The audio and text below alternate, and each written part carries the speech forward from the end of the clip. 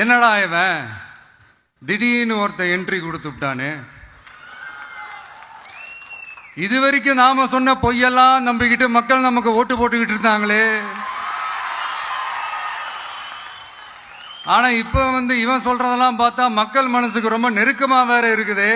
அதுவே நமக்கு ஒரு பெரிய நெருக்கடியாகவும் இருக்குது. இவனை என்ன பண்ணலாம், என்ன செய்யலாம், எப்படி இவனை இது பண்ணலாம், க்ளோஸ் பண்ணலாம், எப்படி இவனை க்ளோஸ் பண்ணலாம், ஒரு கன்ஃபியூஷன் ஒன்று வரும். அந்த கன்ஃபியூஷன்ல கத்துறதா கதறதா என்ன பண்றதுன்னு தெரியாம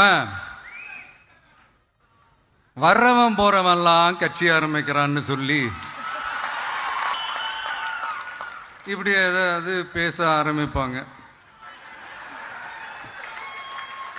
இப்போ நம்ம ஆட்சியில் இருக்கிறவங்க நமக்கு எதிராக பேசுறாங்க இல்லையா, அந்த மாதிரி.